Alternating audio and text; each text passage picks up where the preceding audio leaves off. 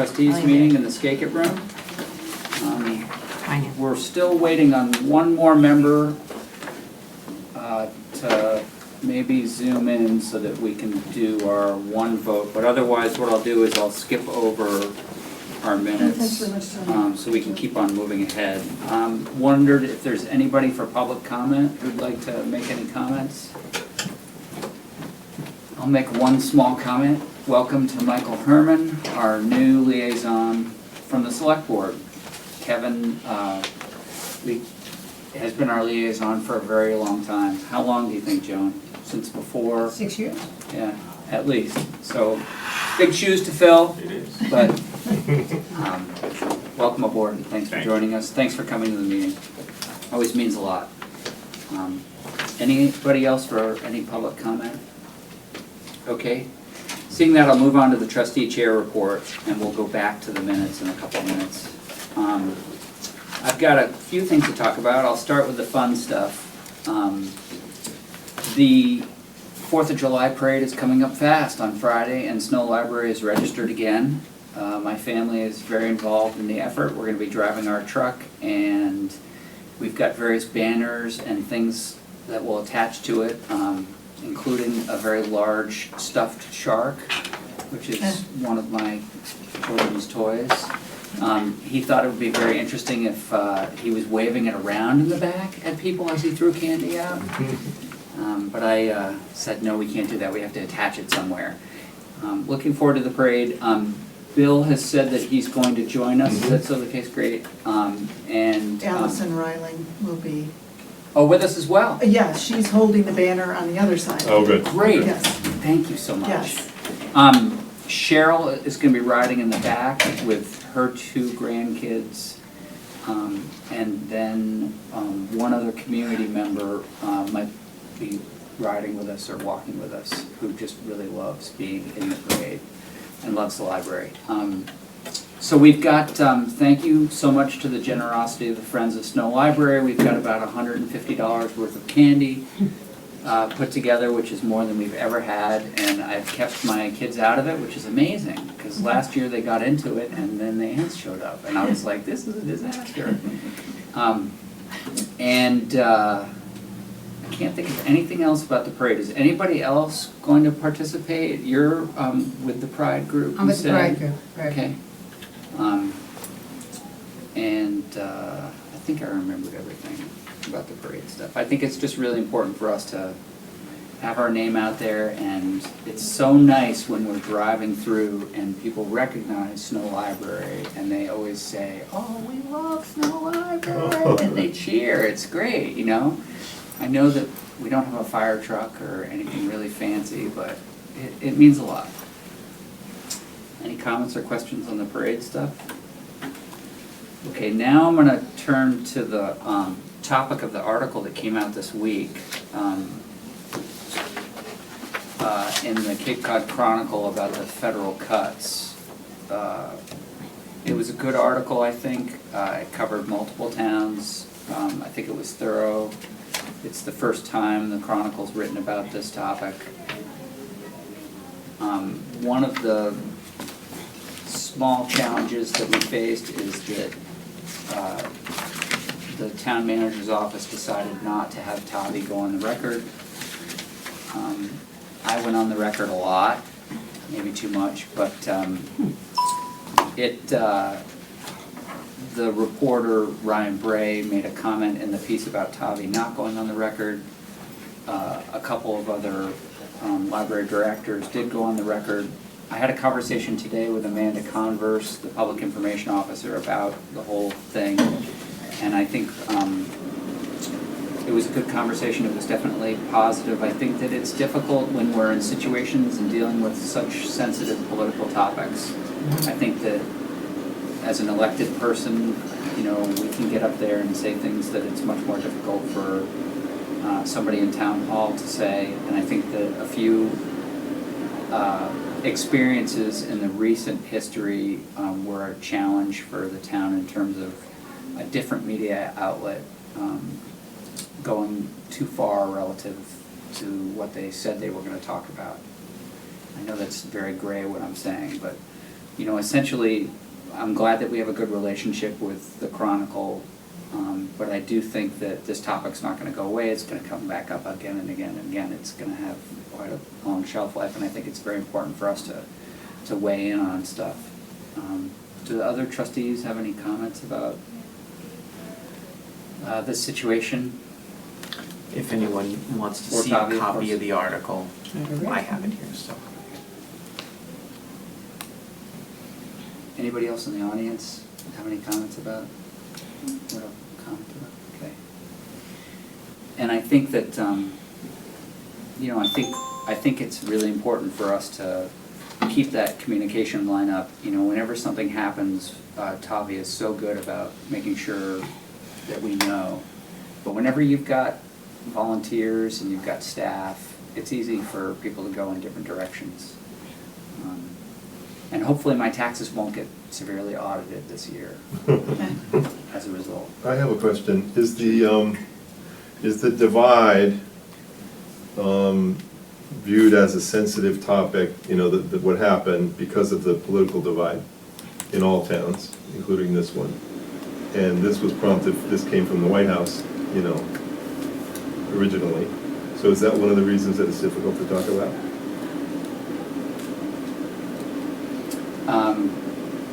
Yeah, I mean, it's. Is that the main reason? I think that it's, I think that whenever we're involved in very political things with direct money issues, From Washington? yeah, we have to be careful. Mhm. I I will, don't know if that's an answer to your question or. No, it helps. I will say, for all the Pride events that went on, the library has been like super supportive. And I was talking to the youth librarian, and she, you know, they did a book reading, and there's an art show, and there's other books. And she was telling me that all the children's librarians from around the Cape got together. All the libraries from Brewster upward were all doing something for Pride. The libraries past Brewster were told not to do something. Mm. So Dennis and some other towns that have a really mixed political climate were not as forthright in supporting it. So I think that, you know, our library it was hands-off on the social aspect of that, which I think was great. The town was really supportive of it. I think we have to be, you know, sort of celebrate the wins we had, and what we did for Pride was a big win at the library. And considering we had a kids event, we had a youth event, we had an art show, we have adult event going on. So, to me, you know, we did have a big win. And if the political divide was don't talk to the newspaper about the funding, it is what it is. I'm happy that we had as much support as we did, and I want to give Tavi and his whole staff a ton of credit for it. And the Friends, Tom Dro did a great reception there. So. Yep. And I think that, as Kevin said to me the day we found out that Tavi wasn't going to go on the record, he said that that's one of the big challenges, is that sometimes, you know, people who are elected are talking about something that people who are staff are just not. Mhm. Yeah. But like I said, it'll come back up again, for sure. The last political thing to talk about, and I haven't had a chance to talk to you about this, but there was a Supreme Court decision that came out in regards to the E-rate. Did you see that in the MBLC blog summary? Yes. So essentially, the decision from the Supreme Court was favorable in regards to E-rate. Can you give just a tiny slug about what E-rate is, so I don't get it wrong? Well, E-rate is something that the networks apply for, at least here. So it isn't something that an individual library would apply for, but the network would apply for. And what it does is it reduces the cost of telecommunications. And so it makes sense for a network to do it because, like, the CLAMS network provides all of our telecommunications for our library software. Oh, okay. So it's very important. I mean, Yep. it's one of the things that all the library networks have to make sure they do is to apply for this E-rate, because you want to get whatever reduction in cost you can. And 270 libraries utilize a discount, from what I understand, that helps them with their general access to the internet and stuff like that. And the plaintiff essentially was seeking to change the process. It's paid for right now out of the Federal Universal Service Fund. And so at this point, no changes will come to that, which is something that's good for the library system, and that's good news. Okay, so that's it for my report. Oh, wait, there's one other thing, parking in the library lot area. Joan and I were talking about this, and we all know it's a very small lot. Spaces get chewed up really fast, especially if there's big events going on. And with the town green being used more often, we're finding that sometimes it's easy for 5, 7 spots to get taken up by vendors and their employees, and that can put a dent in the library situation. Joan, do you want to Sure. give a little bit of an update? Well, we were one of the culprits. So, Tavi knew we were going to be having the Lower Cape Pride event there, but then afterwards there was a different event that wasn't associated with it that had a food truck, and the food truck came at 8:45 in the morning, and then the vendors for the event after us parked in the library parking lot. And they should not have parked in the library parking lot, because then that took up all the spaces that were left for the patrons. So people were trying to find parking. We did have some people from our group park there, basically handicap accessible, and so we put cones out. The police told me they weren't allowed to put the cones out, it was up to you, and I said, well, Tavi would say it's okay, because I knew you would say yes, we weren't going to be there the whole morning. But then what became 2 cones became 6 cones, so we did take up a lot of spaces, but there was something else to do. But when I was talking to Amanda Converse about the food trucks, it does make sense that they're in the parking lot, because you don't really want them on the green, because it could ruin the green. But I think it's something to really work towards. Like when you're asked again to really try to figure out, well, what do you do when the library's open on a Saturday? Because the events are really great at the green, but, and we talked about maybe striking a deal with the middle school, and she said she's in conversations with them about when we have events, we should be able to just park at the middle school. But So, my understanding is we can always do that anyway. right. The reason why we encourage our patrons to use the parking lot is because many of our patrons, it's hard for them to Right. navigate the stairs and so forth, but we encourage lifetime learning. They're always mentioning to people to use the middle school parking Right. lot.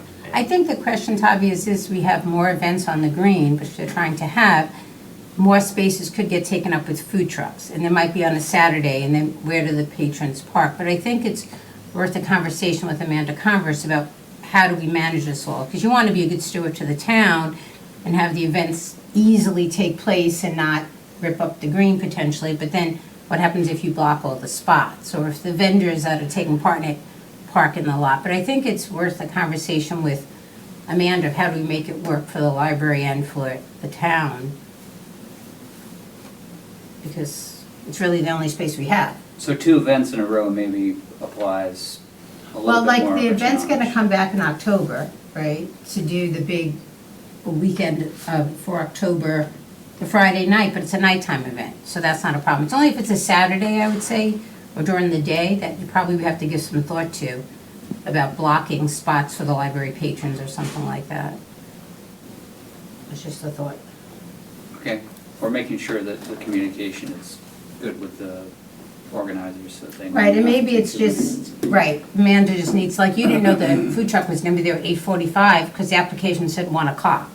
And that's what I said to Amanda, I said, the application said 1, but now someone's there from 8:45 until 5, and their vendors are parking there. So I think we should probably just have a policy to give to Amanda of like, here's what we need to do, we need to keep these spots open for library patrons, or have the right time that they're setting up, or something like that. Because we don't have a lot of spots, and we have a lot of old people. So probably have but not a, I would imagine, not a procedures policy, and there's No. probably just a separate. Yeah, something that we should just talk to Amanda about, of how to get some clarity when someone's applying for the permit, what time are they gonna be there, how many spots, what they can't do, and maybe we just have to work on it in the next one that comes in to have a conversation with her, or before the next one, because I don't know what happens on there was a May event recently also. The Cherry Blossom Festival, they parked there too. Yes. So Sundays are fine, because you're not open, but I do think there's gonna become more, and we probably should just have a clear Okay. understanding. I'll reach out. Before you say yes to like, yeah, you could park there, we probably should just have a clear understanding of what the timeline is.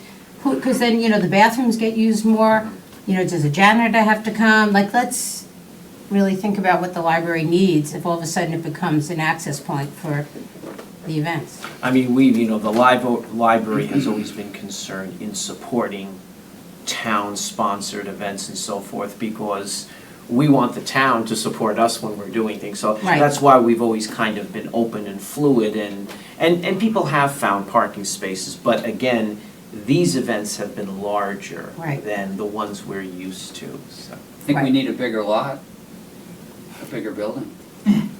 All in favor? Yeah. No, I agree, Tavi, they've become bigger and more, so we probably just need some sort of, Okay.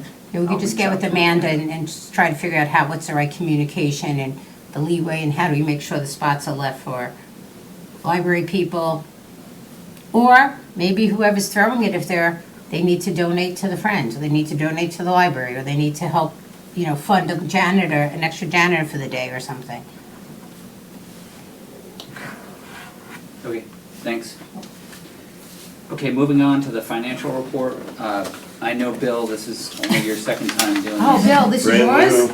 new. Yeah, so, I'm sure Tavi could also Yeah. help out. Yeah, any, You know? any questions you have, or I can add anything on there? I can explain to you afterwards, the amount of money in the available funds in salaries and operating expenses, why we're giving that amount back. So I have all that, it's a lot of detail, but I have all of that. and I noticed that only one item is in the red on the right, because the Friends spent more on books and materials than I guess they planned, but that's a good thing to overspend on. It's a good thing, and also, we always, with the Friends, we always look at the bottom line there. Yeah. And so even though we are in the red in the books and materials, we still have funds in the children's and other programs and museum passes, so we're Right. still okay. Oh, I see. Right, Okay, and everything else looks steady. great. That's the most important thing. Tavi, is there anything you'd like to report from your? Nothing in addition to my report, but I just want to mention, so in the budget summary, so the amounts were, why are we giving back these amounts? So, and incidentally, they are going to go down yet because we still are able to submit invoices for the next few days to the town, so that's even going to go down more. So you'll see in the next budget summary what it actually is. But the reason it's for the salaries $18,734.59 is because that's an aggregate of a programming assistant position that was unfilled for 2 weeks, a library assistant position that was vacant for 6 months, and so of course these are part-time positions, so when the money isn't spent, it just remains there, especially if we don't have substitutes. And then the big contributor to that is we had a library page position that it took us 13 months to fill. So we went over a year without the position filled, and so that's why we're giving back that amount. And then for the operating expenses, that amount that we're giving back, it's basically excess money from electricity that was budgeted because we thought we would need it and we didn't have to, and so that's why we're giving back that amount. Okay. Should I put that into the notes in addition to your other report? Sure. Okay. Tracy's now joined us. Hi, Tracy. Hi there, sorry about the delay. That's okay. It's summer. No left-hand turns. No. Tavi, can you talk just for a little bit about the carpet replacement project? Because I want to make sure that our library users have a sense of Sure. what's coming and when it might be. The one thing I wanted to start by asking you is that, we've got this 90-day window starting on June 30th. Yes. The library's at its busiest time of the year. Yes.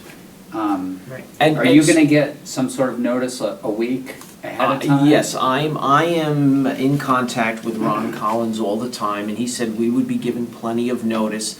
The difficulty, so there are 4 areas that are going to be done. The crane room, which really needs to be done because it's a safety issue. The carpet is buckling, it really needs to be done as soon as possible. And then the reading room, the 2 most utilized areas, the carpet is lifting up and it's a tripping hazard. The other area is the mezzanine, and as I've mentioned before, it's very unsightly. Bleach stains, paint stains, some of where they had to put in electrical wiring and cover it over is held together with duct tape. It's been mentioned to me many times, not the kind of image we want a public building or a public library to have. And then the stairwell, which is very important, and so that's gonna be done. And the contract, which was just executed by Capital Carpet and Flooring Specialists, the work is supposed to start sometime in July. That's what we've heard right now. And we'll get enough notice because 2 areas are gonna need collection moved into another area. So the plan is supposed to be that the crane room is gonna be done first because that's the programming room. It's very easy to do, we don't have any shelving in there. Then, once that is completed, we're gonna take the materials from the mezzanine, which is an area that does have all of the young adult materials. Hopefully, we're maybe gonna move that or part of the collection into the crane room. So that collection won't be closed off, it will be allowed to be utilized. The reading room, not a problem because it's just chairs and tables. The collection is around the walls and they're just gonna cut around so they don't have to move any of that. And then the stairwells are gonna take the most time. And so it's probably gonna take at least a week to do those. So there will be only elevator use at that time. And we're also thinking possibly of having additional staff so that people who don't want to use the elevator, staff can go down and get materials for them at either the lower level or the upstairs. Wow. Can I ask you a question? So why don't we just start this in October? Like, is it that critical? Because if we're not that busy in October, November, December. Yes, because of lifetime learning. So lifetime learning pretty much is in the crane room almost every day. What's the plan for events that are in the crane room during the closure, though? They'll just go to other spots in the library? Well, yeah, basically, I'm working with Ron Collins, and we're gonna work with the contractor. There are certain days, staff have gotten together, Assistant Director Kaimi Lum and Youth Services Librarian Kim O'Clair, and basically they put together a calendar. It's pretty much, a lot of the children's programs are in there in the summer, and they've put together a calendar that lists like, these days are absolutely no, you can't work in there, because they're programs that we can't reschedule. They're coming from a distance, or they're really popular programs. So essentially, they're going to be working around that. The contractors are going to be working. Could they not work at night? Like, could they pay a little more and say, come in when the library's closed from 5 to 11? Because that's how we did it in office buildings. That's not the way they've ever done it here, so, and it's not my call to make. I mean, Ron Collins is handling that. So. I haven't seen the contract. Have you even seen the contract, or is that just something Ron's seeing? No, I have seen, I don't have it with me here, so I can't look at the details of it. Maybe it's worth asking, could they do the steps at night, or, Or could they start on Sunday? Right, you have Sunday, Monday, right. But if you can do something starting at 5, at least then you're... Yeah. One good thing that Tavi told me is that it looks like we're not going to be, they won't be using a lot of adhesives, and so it's not going to be the type of very, very stinky carpet installation. I mean, carpet itself smells bad, but fewer adhesives is definitely helpful, especially since there's so much traffic in the library this time of the year. Yeah, anything that you can let us know of once it comes down, Okay. would be great. I just meant to bring it up because I think it's important that people know about it. It's a big project that we need. It is, but I mean, there's no plan to have any disruption at all to library service. Okay, great. Moving on to the report from the Friends representative, Linda Wanderseal. Yeah. Thank you. Okay, I will briefly just go through the financials at a very high level first. And so now we are through 11 months of the year that I'm reporting on, so that's July of 2024 through May. We don't have June in yet.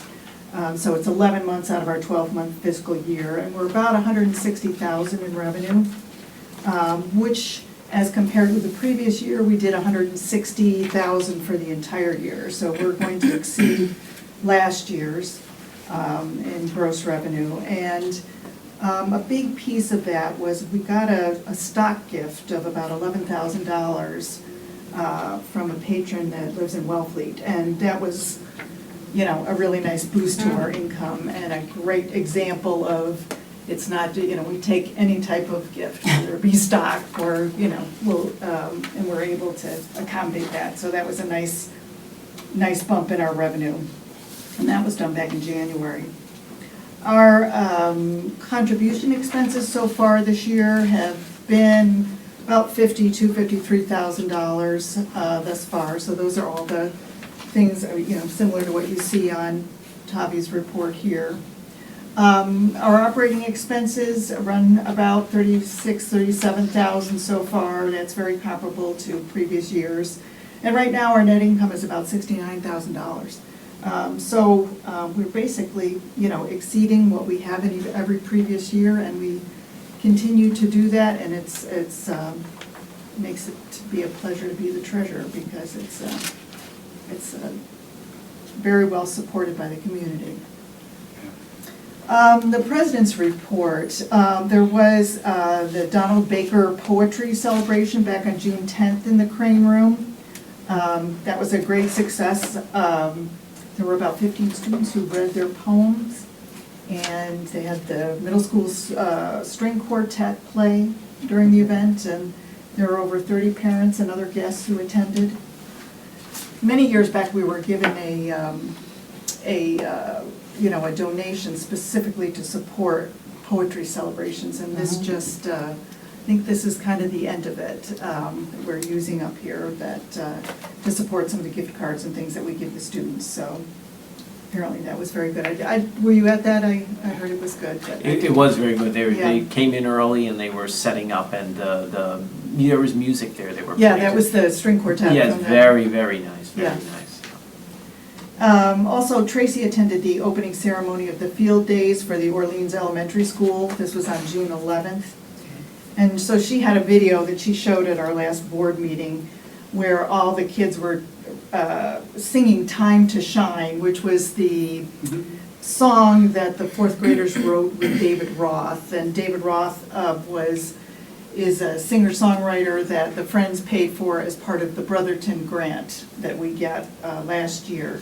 And that was a cute little video. The kids looked like they had a great time. Yeah, that was nice. In other news, our book sales, you know, they go ramp right up during the summer months, thanks to all the visitors. And our second all-day book sale will be this Saturday, July 5th, from 10 to 3.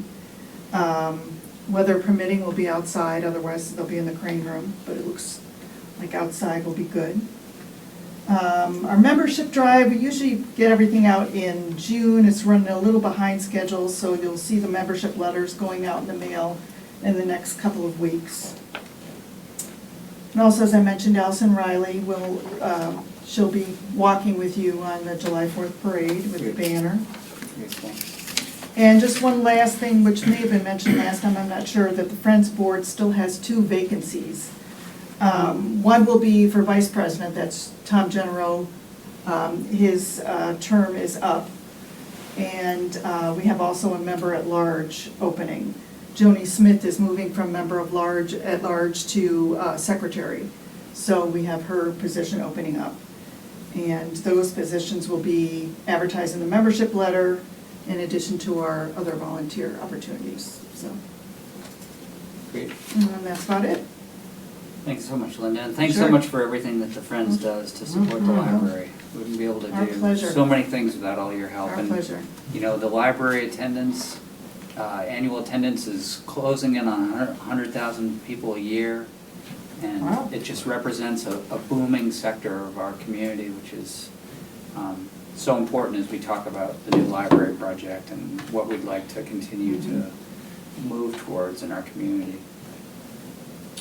Okay, I think we need to go back up Tracy, if you can hear me, we have to do an approval for the minutes from June 4th. I'll entertain a motion to approve those minutes. Motion to approve? In a second. Second. Okay, does anybody have any edits or changes to the minutes from June 4th? Okay, because we've got you on Zoom and you're our fourth member, Tracy, we'll start with you voting for or against the minutes. Tracy Murphy, yes. Okay, Joan? Yes. Joan Franklin? Yes. Bill Powers. Yes, Jamie Valiant, so that's 4-0 in approval of the minutes. So before we adjourn, I've just got one other piece for our schedule. Our next meeting would be on August 5th, I won't be here. which is a Tuesday. I'm going to be out of town that day, so I'm wondering if it would be okay with the other trustees if we take off that meeting for the summer, our little summer break. Everybody's okay with that? Mm-hmm. We'll consider that a beach travel day. I'll accept a motion to adjourn. Oh, does anybody else have anything they'd like to bring up or add before we adjourn?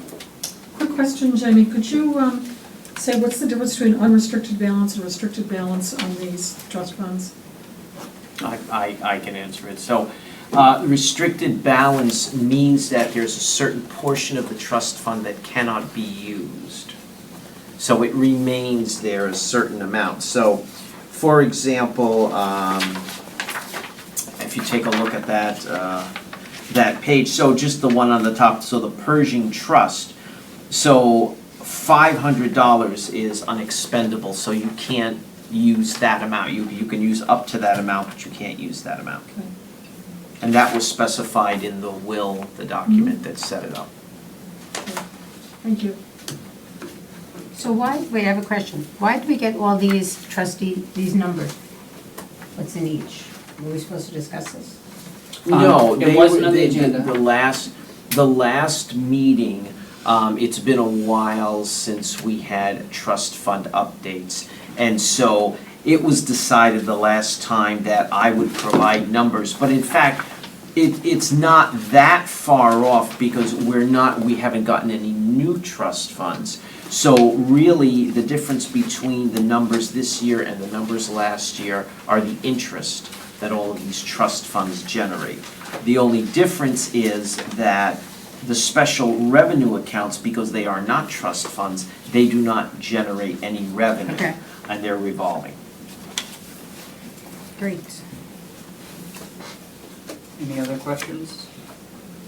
A motion to adjourn? Move we adjourn. All righty. Thank you all for coming today. Thank you.